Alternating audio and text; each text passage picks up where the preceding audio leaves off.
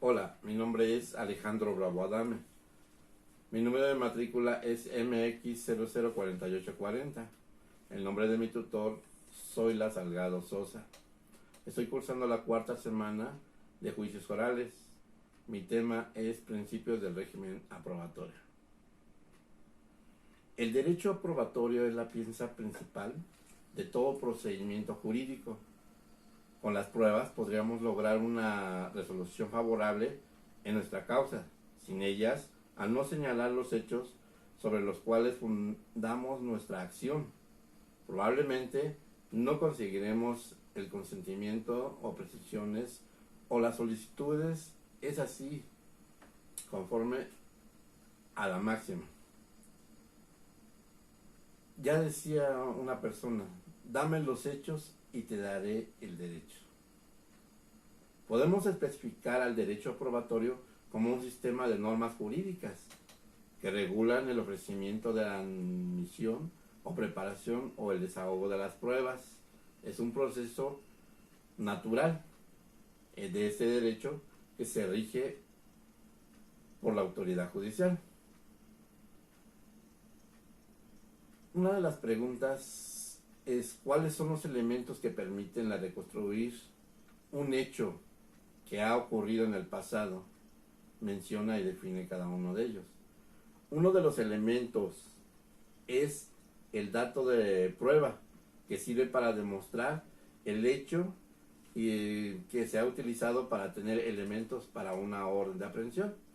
Por otro lado se tiene el medio de prueba, que es la recabación de toda información que podemos tener para reconstruir un hecho. Y por último tenemos la prueba, que es el conocimiento de un hecho, y así se puede someter a un proceso de la prueba como elemento de juicio para llegar a una resolución. ¿Para qué sirven las pruebas? Básicamente se utilizan para el órgano jurisdiccional para llegar a una conclusión de los hechos cuando las evidencias son plenamente para llegar a evitar arbitrariedades de las autoridades, así como son utilizadas por el juez para determinar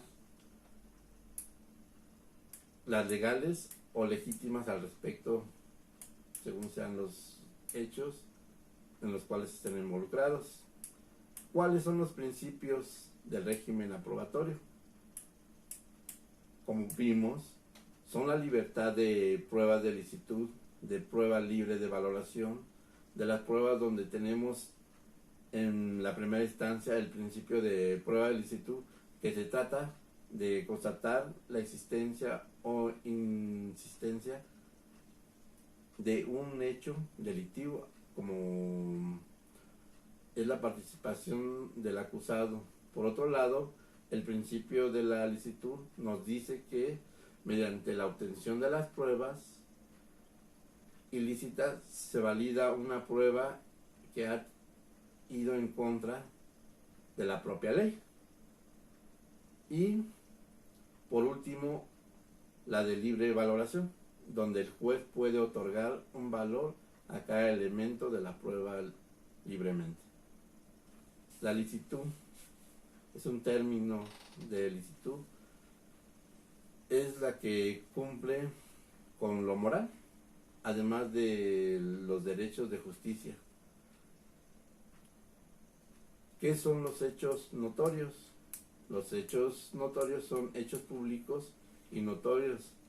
Esos conocimientos humanos que no necesariamente son cuestionados, como por ejemplo, el día 21 de marzo inicia la primavera.